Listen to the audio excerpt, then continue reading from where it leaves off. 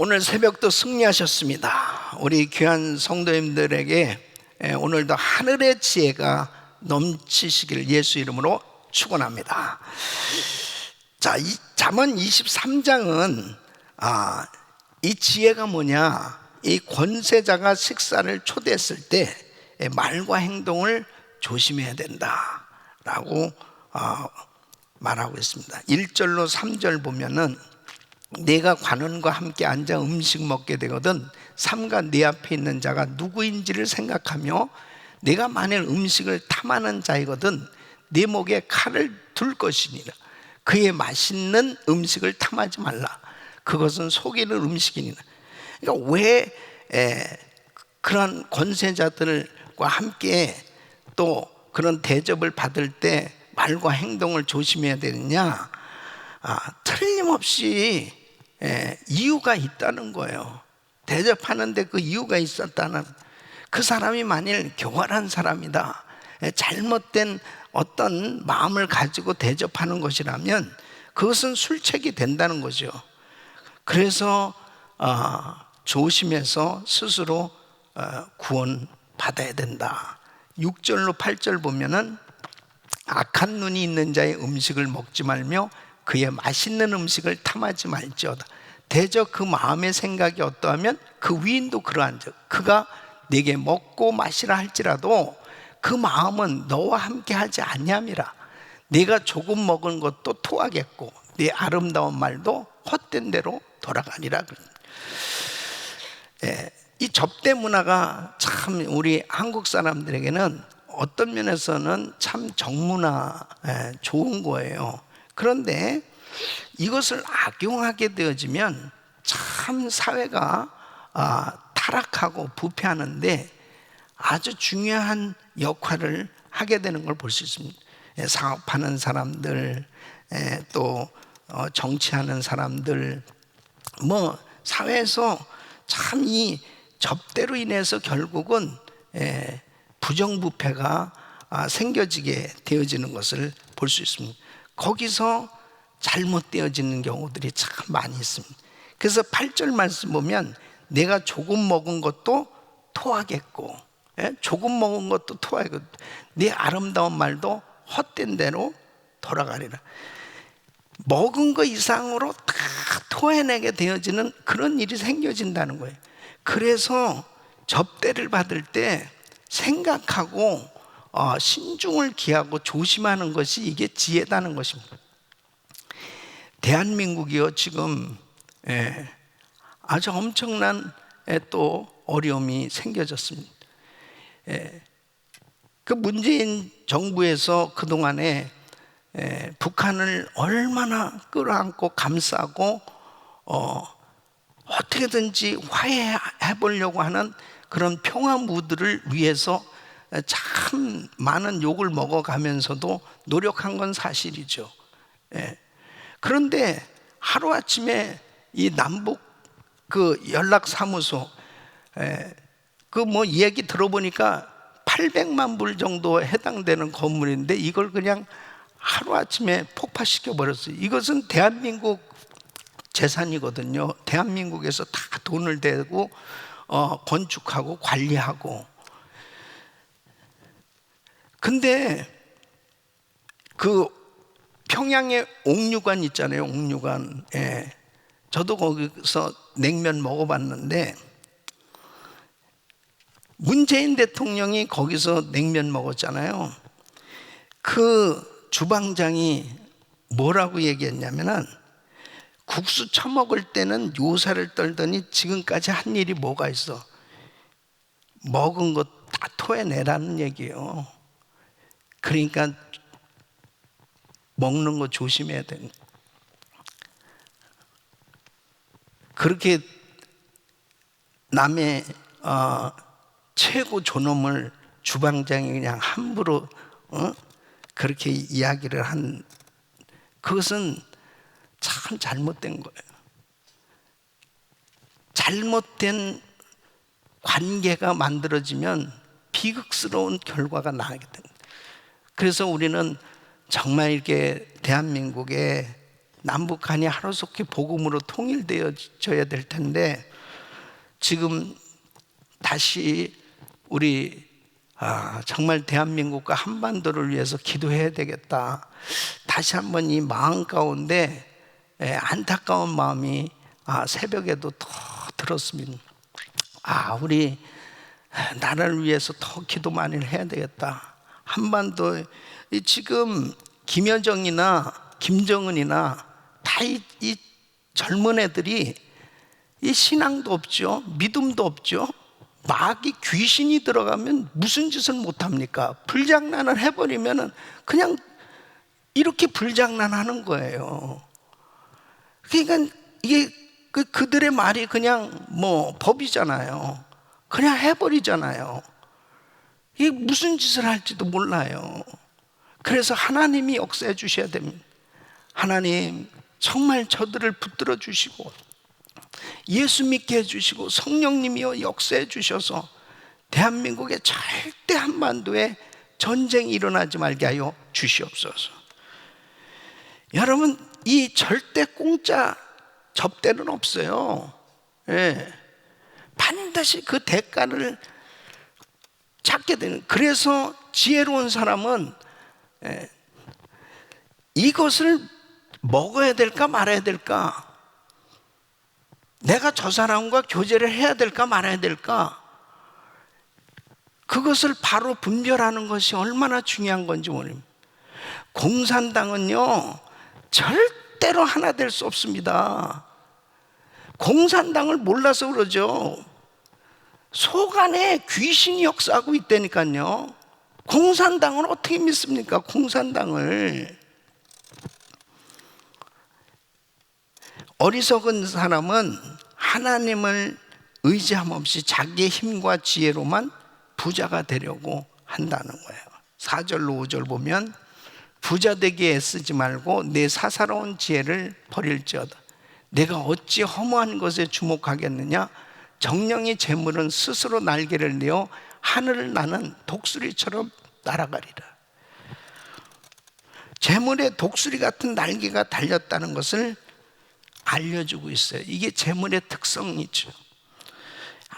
아무리 애써 재물을 모아놨어도요 한순간에 확 날아갈 수도 있어요. 또 한순간에도 얼마든지 하나님이 주실 수도 있어요. 믿습니까? 그래서 돈 버는 것은 이 분명한 목적이 확실해야 된다면, 돈 버는 것의 목적이 되면 그것은 결국 기복신앙이 되고 실패하게 되는, 이 물질은 수단으로 사용하기 위해서 하나님의 영광을 위해서 쓰여져야 그 사람이 가진 물질이 복이 되는 거예요. 그래서 누가복음 12장 20절로 21절 보면 하나님은 이르시되 어리석은 자여 오늘 밤 내 영혼을 도로 찾으리니 그러면 내 준비한 것이 누구의 것이 되겠느냐 하셨습니다. 자기를 위하여 재물을 쌓아두고 하나님께 대하여 부유하지 못한 자가 이와 같은, 하나님께 대하여 부유해야 되는데 물질만 계속 쌓아두는 것에 대해서 관심을 가지고 살아가다 보면 나중에 결국 그 영혼이 떠나게 되어지면 그 물질이 누구 것이 되겠냐는 거예요. 나중에는 아무 소용없는 그런 인생이 되고 만다는 거죠. 또 지혜가 뭐냐? 모든 사람이 당신의 훈계를 받아야 되는데 지혜 있는 자에게만 훈계하라. 이것이 지혜라는 거예요. 지혜 없는 사람에게 훈계하면은 그 사람과 원수가 될 수도 있고 훈계하는 자신을 미워할 수 있다는 것입니다. 그래서 9절 말씀 보면 미련한 자의 귀에 말하지 말지니 이는 그가 내 지혜로운 말을 업신여길 것입니다. 그래서 하나님의 말씀을 잘 들을 수 있는 사람이 참 지혜로운 사람. 그 하나님의 말씀을 통해서 책망을 받을 수 있다는 것이 축복이죠. 또 불법으로 가난하고 약한 자, 고와 과부의 권한을 침해하고 빼앗지 말라는 거예요. 주님의 심판을 반드시 받게 된다는 10절로 11절 말씀. 옛 지계석을 옮기지 말며 고아들의 밭을 침범하지 말자. 대적 그들의 구속자는 강하시니 그가 너를 대적하여 그들의 원한을 풀어주시리라. 항상 하나님을 경외하는 사람은 소망이 있고 장래가 있다는 것입니다. 23장 17절로 18절 내 마음 시작. 내 마음으로 죄인의 형통을 부러워하지 말고 항상 여호와를 경외하라. 정령이 내 장래가 있겠고 내 소망이 끊어지지 아니하리라. 아멘. 하나님을 경외하는 것이 지혜입니다. 장래가 있고 소망이 끊어지지 아니하는 것. 그래서 22절 한번 읽어보세요. 22절 너를 낳은 아비에게 청종하고 네 늙은 어미를 경히 여기지 말지니라 그랬습니다. 지혜는 부모를 공경하고 부모님의 말씀을 청종하는 것입니다.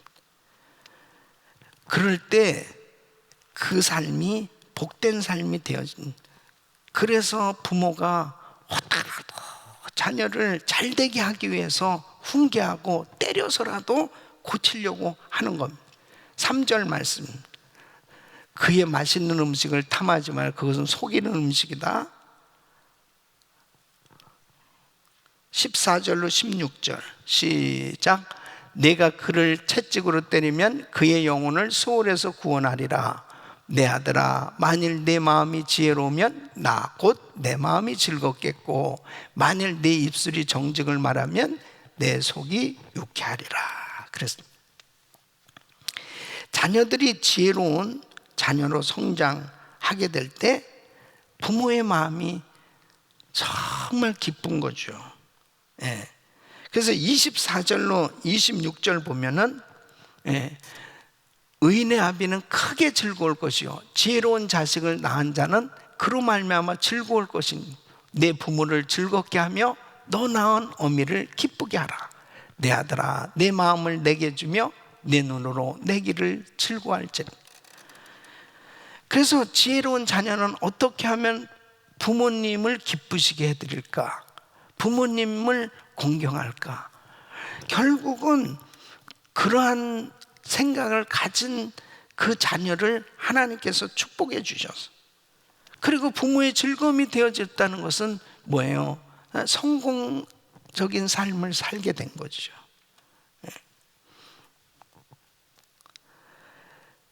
뿐만 아니라 이제 지혜는 간음의 유혹을 피하는 것이다. 27절로 28절 이 간음에 대한 것도 계속 반복돼서 나오고 있는 거고 자녀 교육에 대한 것도 계속 반복해서 나오고 있습니다. 대저 음녀는 깊은 구덩이요 이방 여인은 좁은 함정이라 참으로 그는 강도같이 매복하며 사람들 중에 사악한 자가 많아지게 하느니라 그랬습니다. 그래서 간음의 유혹을 피해야 됩니다. 자, 그 다음에 또 하나의 지혜는 이 술을 좋아하는 사람을 피하라는 것입니다. 20절로 21절은 술을 즐겨하는 자들과 고기를 탐하는 자들과 더불어 사귀지 말라. 술 취하고 음식을 탐하는 자는 가난해질 것이요 잠자기를 즐겨하는 자는 헤어진 옷을 입을 것이니. 그러니까 정말 이렇게 특히 이 술에 빠져서 사는 사람들 나중에 보면 다 모든 걸 잃어버리는. 그래서 29절로 35절에 왜 술을 마시면은 이렇게 잘못되느냐, 판단력을 잃고 정상적인 생각을 하지 못하고 살게 되니까 문제가 되는. 자, 29절로 35절 재앙이 뇌게 있느뇨, 근심이 뇌게 있느뇨, 분쟁이 뇌게 있느뇨, 원망이 뇌게 있느뇨, 까닭 없는 상처가 뇌게 있느뇨, 붉은 눈이 뇌게 있느뇨, 술에 잠긴 자에게 있고 혼합한 술을 구하러 다니는 자에게 있느니라. 포도주는 붉고 잔에서 번쩍이며 순하게 내려가나니 너는 그것을 보지도 말지어다. 그것이 마침내 뱀같이 물 것이요 독사같이 쏠 것이며 또 내 눈에는 괴이한 것이 보일 것이요 내 마음은 구부러진 말을 할 것이며 너는 바닷 가운데 누운 자 같을 것이요 돛대 위에 누운 자 같을 것이며 내가 스스로 말하기를 사람이 나를 때려도 나는 아프지 아니하고 나를 상하게 하여도 내게 감각이 없도다. 내가 언제 낫게 할까? 다시 술을 찾겠다 하리라. 이게 술독에 빠져 사는 사람들의 모습을 어떻게 이렇게 잘 표현해. 솔로몬도 많이 마셨나 봐. 아주. 그러니까 이렇게 살아야 결국 인생은 망가질 수밖에 없다는 것입니다. 자, 그 다음에 24장은 자, 1절 말씀 한번 같이 읽어보겠습니다. 1절 시작. 너는 악인의 형통함을 부러워하지 말며 그와 함께 있으려고 하지도 말지어다 그랬습니다. 악인과 교제해서는 안 된다는 거예요. 악인의 형통 부러워할 필요 없다는 것입니다. 19절로 20절 말씀.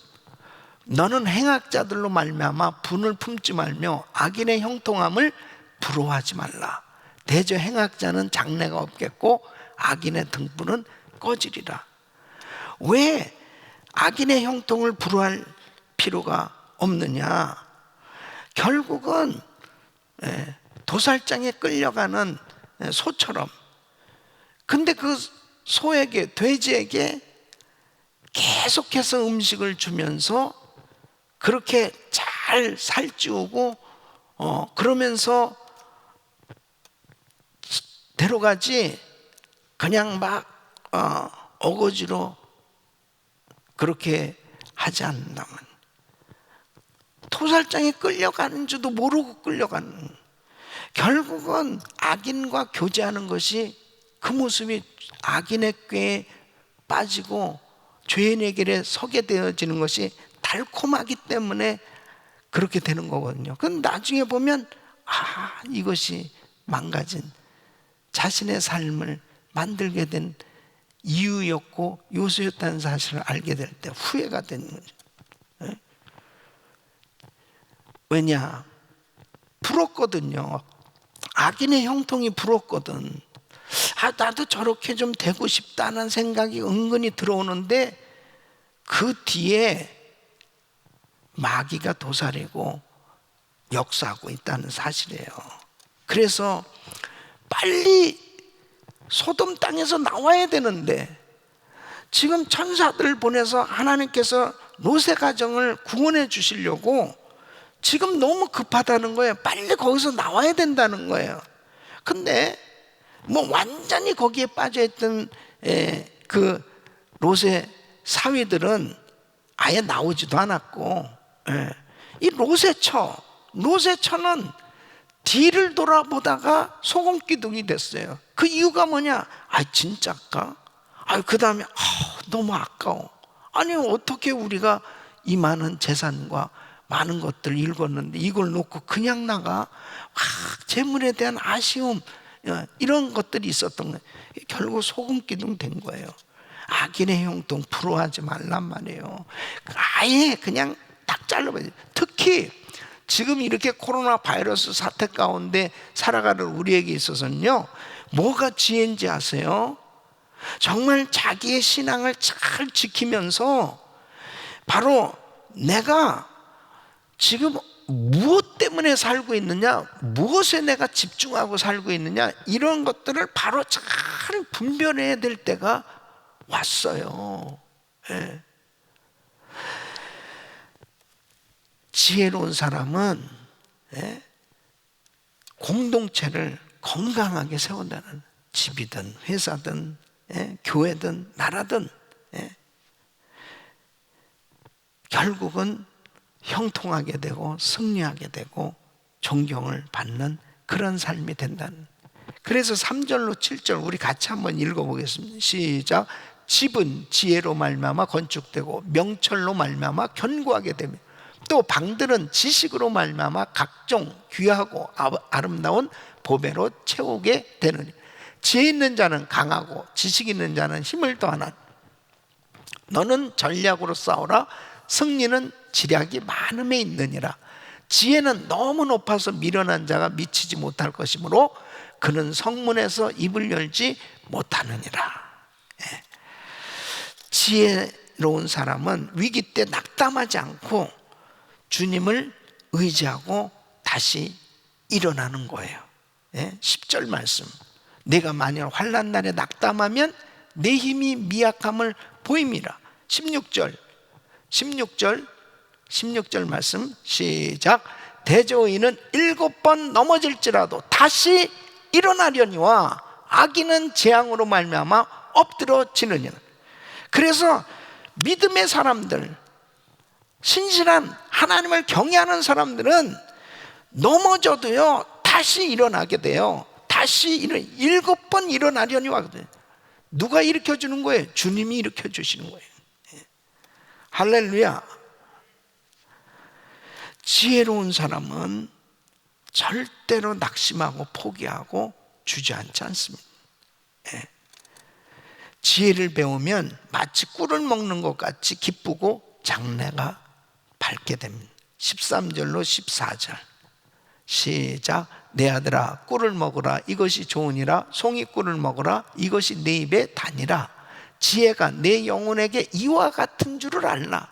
이것을 얻으면 정령이 내 장래가 있겠고 내 소망이 끊어지지 아니하리라. 그래서 저와 우리 성도님들은 정말 하늘의 지혜를 받아야 돼요. 우리 성도님들에게 하늘의 지혜가 임하기를 축원합니다. 지혜로운 사람은 이웃의 재앙을 기뻐하지 않고 불쌍히 여깁니다. 이게 정말 지혜입니다. 남이 잘못될 때 그냥 고소하다, 참 쌤통이다, 절대 그런 마음 가지면 안 돼요. 이런 얘기 있잖아요. 남의 애를 보면서 아유 되게 못생겼네, 진짜 못생겼네. 그랬더니 자기가 애를 낳는데 그 못생겼다고 한 애하고 똑같은 애가 나왔대. 17절로 18절. 내 원수가 넘어질 때 즐거워하지 말며 그가 엎드러질 때 마음에 기뻐하지 말라. 여호와께서 이것을 보시고 기뻐하지 아니하사 그의 진노를 그에게서 옮기실까 두려우니라. 우리는요 계속 축복만 하면 돼요. 그냥 축복해줘요. 그냥 속상하고 나를 미워하고 나를 힘들게 해도 절대 저주하지 말고 계속 축복하는 거예요. 그 축복이 나에게로 오는 거예요. 지혜로운 사람은 하나님이 세우신 권세자들 반역하는 일에 동조하지 않는다. 21절로 22절.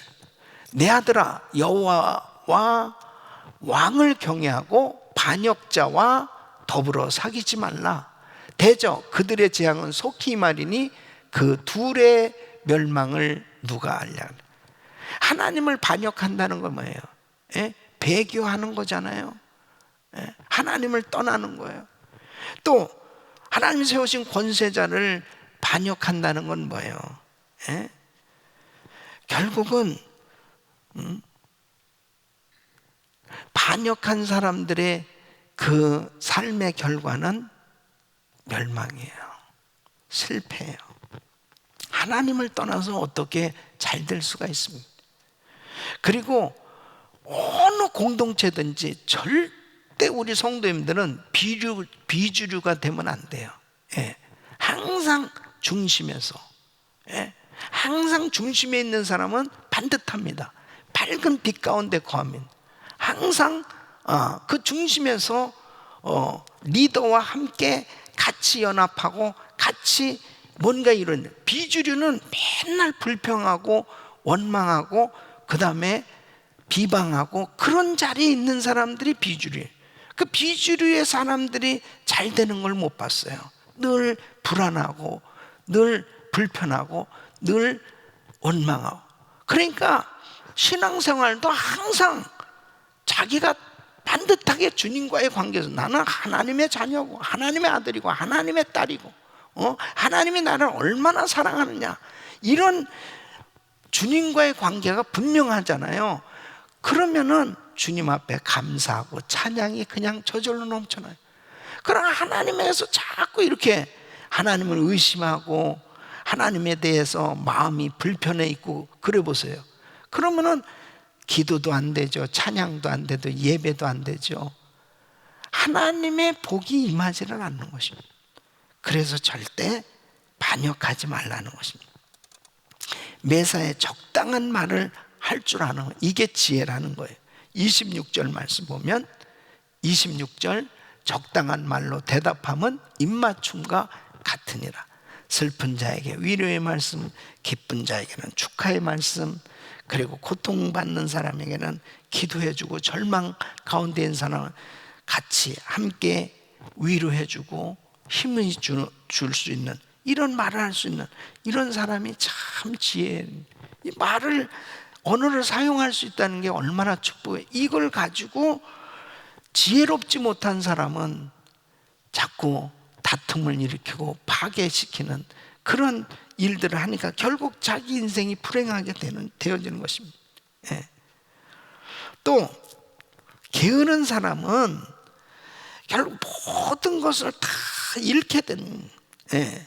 그래서 30절로 32절 내가 게으른 자의 밭과 지혜 없는 자의 포도원을 지나며 본즉 가시덤불이 그 전부에 퍼졌으며 그 지면이 거친 풀로 덮였고 돌담이 무너져 있기로 내가 보고 생각이 깊었고 내가 보고 훈계를 받았노니. 깨달으는 게으른 사람의 삶의 모습이 그렇다는 거예요. 그래서 게으른 자는 그냥 매일 자고 노는 것, 그게 이제 몸에 밴 거죠. 그러니까 결국 가난해질 수밖에 없다는 것입니다.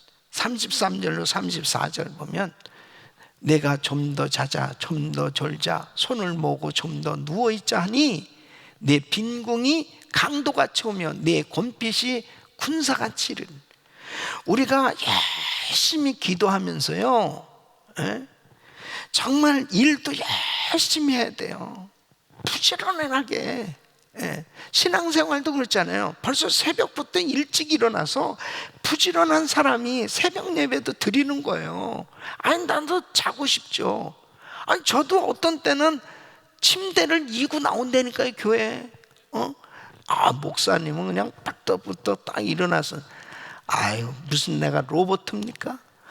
나도 그냥 졸려서 그냥 헤맬 때 있어요. 그래도 일어날 때 힘들지만 다 일어나서 샤워하고 그리고 다 얼마나 감사한지 몰라요. 주님 감사합니다. 주님 손을 탁 잡고 할렐루야. 그럼 교회 나오는 거예요. 새벽부터 승리하셔야 돼요. 할렐루야. 그래야 하나님의 역사가 나타나는 거죠. 자, 저는 우리 성도님들과 한 구절 나눈 은혜의 말씀 잠언 23장 4절 말씀입니다. 우리 같이 시작. 부자 되기에 애쓰지 말고 내 사사로운 지혜를 버릴지어다. 다시 한번 시작. 부자 되기에 애쓰지 말고 내 사사로운 지혜를 버릴지어다. 성경적 물질관을 가지라는 거예요. 성경적 물질관을 가져야 결국은 승리하는 삶, 축복의 삶이 될 수 있음을 교훈해 주고 있습니다. 자, 부자 되기에 애쓰지 말고 그랬습니다. 이 말씀이 뭘까요? 부자 되려고 노력하지 말라는 말씀일까요? 아니에요. 이 말씀 뭐냐면 부자 되기 위하여 불법을 사용하지 말라는 거예요. 다시 말씀드리면 탐욕을 경계하라는 것입니다. 따라하겠습니다. 탐욕을 경계하라. 그러니까 수단과 방법을 가리지 않고 돈만 벌면 되지 않느냐, 이런 생각을 가져서는 안 된다는 거예요. 부자 되기에 애쓰지 말고 하는 이 말은 결국 기복신앙을 경계하는 말씀입니다. 이 기복신앙은 뭐냐? 물질 자체를 목적으로 구하는 게 기복신앙이에요. 그러니까 그냥 물질만 구하면 되는 거예요. 부자만 되면 되는 거예요. 그런데 그 그렇게 해서 얻은 물질 때문에 결국 그 사람은 타락하고 그 영혼이 망가지게 된, 이게 기복신앙입니다. 우리 성도님들은요, 부자들이 되셔야 되거든요. 저는 매일 우리 성도님들이 부자가 되라고 기도하고 있습니다. 왜냐? 고린도후서 8장 9절 보면 우리 주 예수 그리스도의 은혜를 너희가 알거니와 부유하신 이로써 너희를 위하여 가난하게 되심은 그의 가난함으로 말미암아 너희를 부유하게 하려 하심이니. 그러니까 하나님 우리를 부유케 해주시길 원하시거든요. 믿습니까? 그런데 중요한 것은 바로 목적이 뭐냐, 왜 부자가 되려고 하느냐. 그 목적은 하나님의 영광을 위해서, 복음을 전하기 위해서, 하나님의 나라를 위해서, 이웃을 위해서 사용하기 위해서 물질이 필요하기 때문에 그 물질을 구할 때 그것은 축복이라니까요. 네? 여러분, 얼마나 우리가 해야 될 일이 많은지 아는. 그런데 탐욕으로 부자가 되려고 하는 사람은요, 하나님하고 상관없어요. 그냥 부자만 되면 되는 거예요. 그래서 결국 많은 물질 가지고도 낭패된, 망하는 인생이 되는 거예요. 그래서 부자 되기에 쓰지 말고 내 사사로운 지혜를 버릴지어다, 이렇게 말씀하고 있는. 절대로 우리 성도님들은 탐욕을 가지시면 안 돼요. 이 탐욕은 우상숭배입니다. 이 탐욕을 거절하고 경계해야 돼요. 예. 아멘. 그래야 진짜 부자가 될 수 있다니까요. 진짜 부자들이 되셔야 돼요. 하나님이 기뻐하는 부자가 돼야 돼요. 깨끗한 부자가 돼야 돼요. 거룩한 부자가 돼야 돼요. 하나님께 영광을 돌리는 부자들이 되시기를 축원합니다. 그러기 위해서는 탐욕을 거절해야 돼요. 탐욕을 버려야 돼요.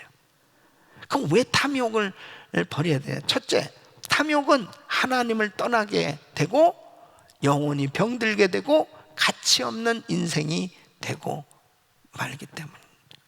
어떻게 해요? 하나님 떠나게 되고 영혼이 병들게 되고 가치 없는 인생을 만들게 되는 거예요, 탐욕은. 그래서 하나님께서, 우리 예수님께서 두 주인 섬길 수 없다는 거예요. 두 주인이 누구예요? 한 분은 하나님이고 하나는 맘몬, 물질이 신이에요. 그래서 누가복음 16장 13절에 이렇게 주님 말씀하는, 집 하인이 두 주인을 섬길 수 없나, 혹 이를 미워하고 저를 사랑하거나 혹 이를 중히 여기고 저를 경히 여길 것임이니라. 너희는 하나님과 재물을 겸하여 섬길 수 없느니라. 우리 주님이 분명히 이렇게 말씀하세요. 하나님과 재물을 겸하여 섬길 수 없느니라. 우리 예수 믿는 사람들은 예수님의 제자예요. 예수님의 제자된 우리는 하나님만 섬기기로 작정한 사람들입니다. 더 이상 재물이 우리의 하나님이 아니에요. 그러므로 하나님이 우리에게 물질을 주셨다. 이것은 하나님의 은혜로 나에게 주신 이 물질을 주님을 위해서, 이웃을 위해서 사용하도록 하나님이 주신 선물이에요. 이것은 신이 아닙니다. 신이 아니에요. 그런데 사람들이 자꾸 이 물질을 섬기려고 하니까 결국 망가지게 되는. 왜 그래요? 탐욕 때문이에요. 더 갖고 싶어. 디모데전서 6장 10절, 돈을 사랑함이 일만하게 뿌리가 되는. 이것을 탐내는 자들은 미혹을 받아 믿음에서 떠나 많은 근심으로써 자기를 찔렀던. 돈을 사랑하면 안 돼요. 하나님을 사랑해야지. 우리 주님을 사랑하는데 너무 돈을 사랑하는 사람이 많아요. 예. 돈은 사랑의 대상이 아니에요. 예. 자, 보세요.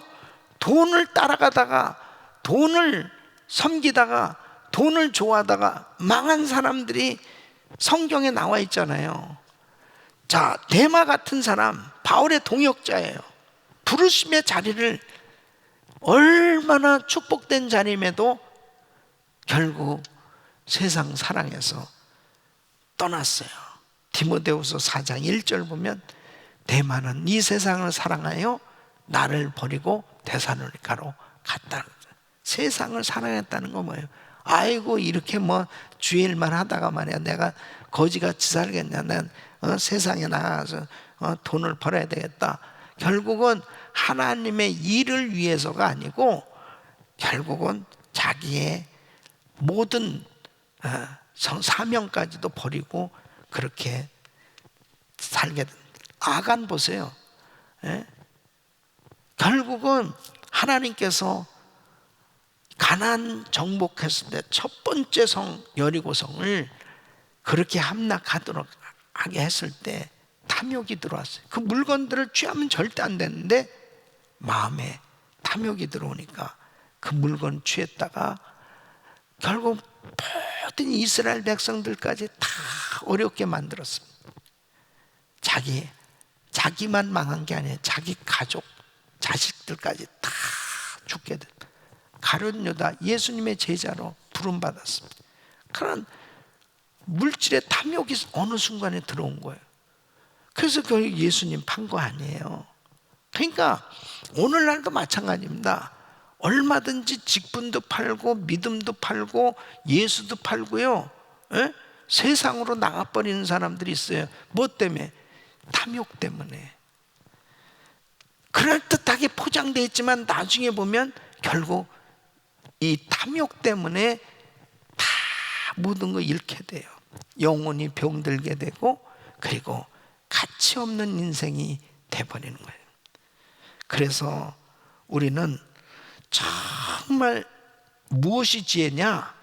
탐욕을 거절하는 게 지혜입니다. 그래서 디모데전서 6장 7절로 9절 보면 우리가 세상에 아무것도 가지고 온 것이 없으며 또한 아무것도 가지고 가지 못하리니 우리가 먹을 것과 입을 것이 있은즉 족한 줄로 알 것이니라.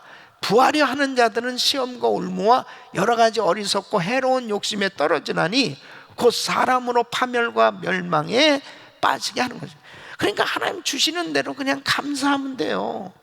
그냥 주신 만큼 누리고 살면 되는 거예요.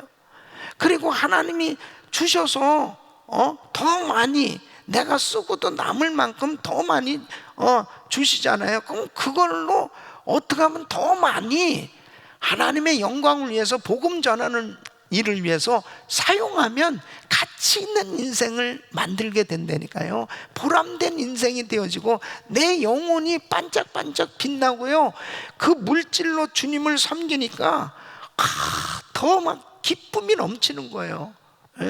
여러분 행복 나눔 프로젝트를 하면서 어때요?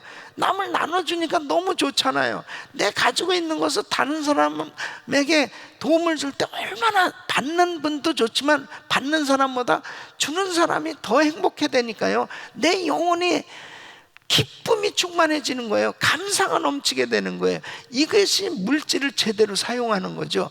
그러니까 자꾸 많은 걸 줘도요, 자꾸 나누니까 하나님이 더 많은 걸 주시는 거예요.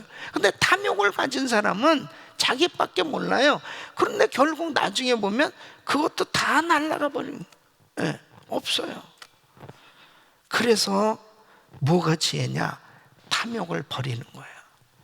두 번째는 바로 탐욕은 인생의 진정 중요한 것을 볼 수 없게 합니다. 여러분, 탐욕은 영혼의 눈을 어둡게 만드는 겁니다. 영혼의 눈이 어두워지잖아요. 하나님이 안 보여요. 하나님이. 불쌍한 이웃은 더더욱 안 보입니다. 그러니까 완전히 돈만 보이는 거예요. 물질만 보이는 거예요. 근데 이런 사람은 물질이 없는 게 아니에요. 물질을 그렇게 많이 가지고 있으면서도요, 만족이 없습니다. 더 많이 벌어야 돼요. 그래서 부정을 저지릅니다. 불법을 저지릅니다. 왜냐하면 눈이 가려져 있거든요. 그래서 결국 망하게 되는 거예요. 부정축제했던 사람들이 결국 나중에 그거 써보지도 못하고 그냥 다 감옥 가는, 얼마나 안타까워요. 여러분, 엘리사의 종 게하시를 보세요. 영적인 눈이 이렇게 가려졌어요. 아니 참 우리 주인은 아니 저거 말이지 아니 받으시지 왜 안 받으셔? 금은과 옷하고 와 그냥 가져가니까 이 마음에 탐심이 딱 생겼어요. 쫓아가가지고 아유 우리 목사님이 이것을 원하시는데 사실 그래요. 이거 당연히 드리려고 그러는 건데 가져갔어요. 자기가 싹 그것을 받아가지고 왔는데 결국 문둥병이 들어갔어요.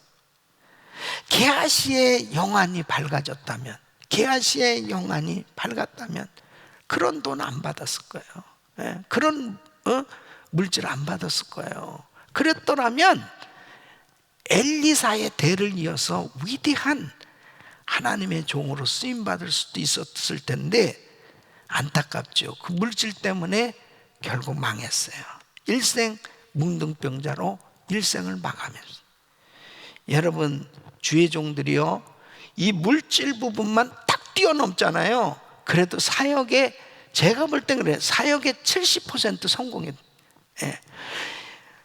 항상 주의 종들은 이 물질 연단이 있어요. 물질 때문에 시험이 있어요. 물질에 어려움이 있어요. 그럴 때 이것을 딱 뛰어넘어 버리면은 하나님이 책임져 주신다는 거예요. 책임져 주세요. 이게 영안이 어두워지면 탐욕이 딱 생기면 물질에 탐욕이 딱 생기면 이 영안이 어두워지는 거예요. 어두워지니까 헷갈리기 시작하는 흐려져요. 영감이 흐려져요. 영감이. 그래서 철저히 하나님 앞에 그냥 다 드리고 사는 거지.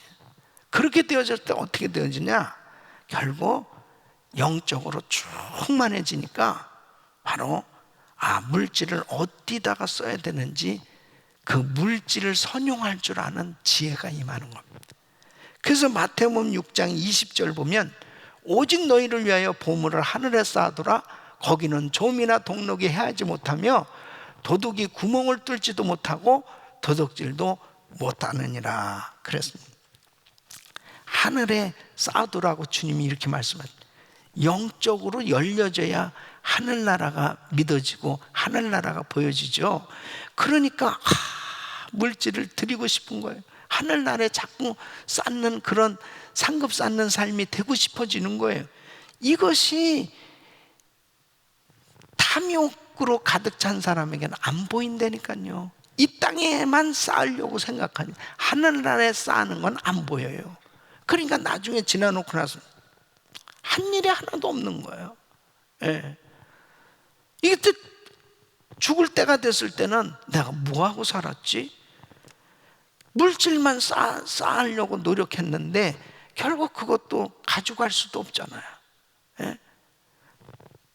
그래서 탐욕에 눈이 멀면 하나님도 안 보이고 가족도 안 보이고 친구도 안 보이고 이웃도 안 보이고 자신의 영혼마저 저버리게 되는. 그래서 영적으로 밝아지셔야 돼요. 밝아지셔야 돼.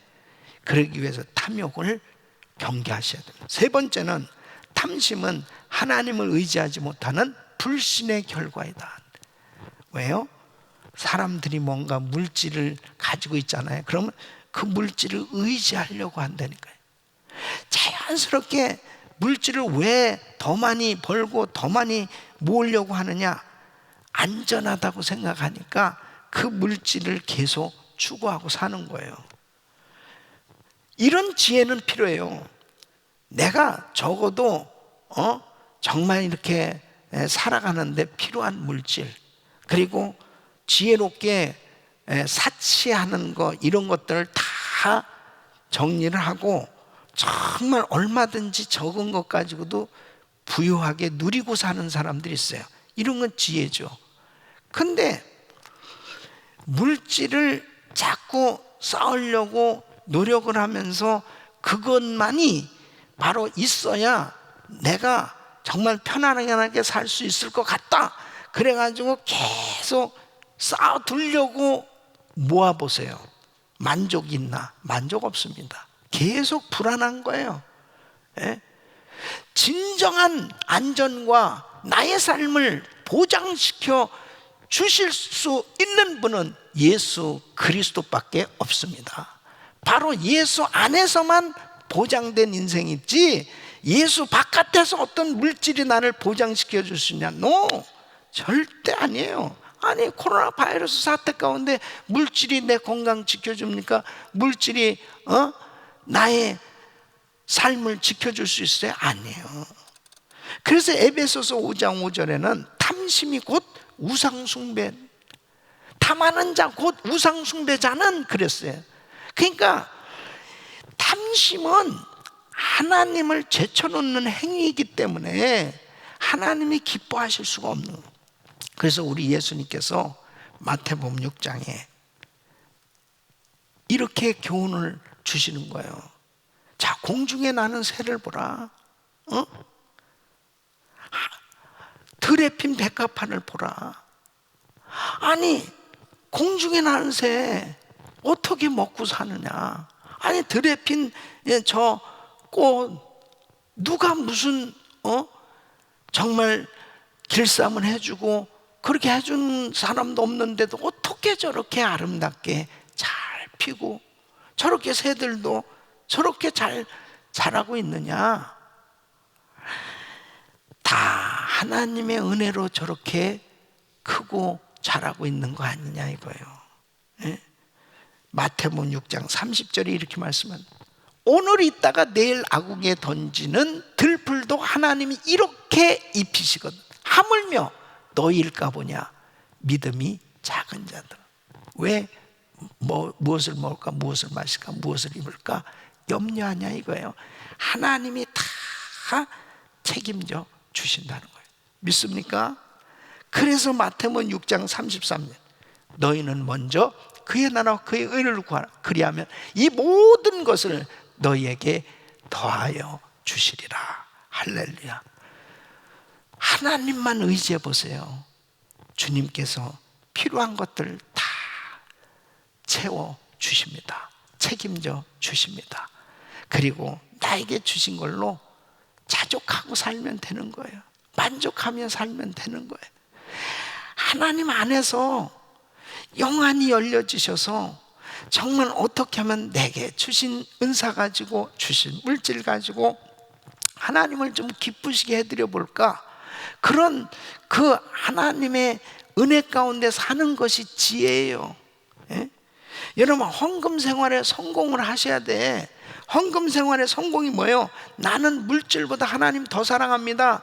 나는 물질보다 하나님 더 의지합니다.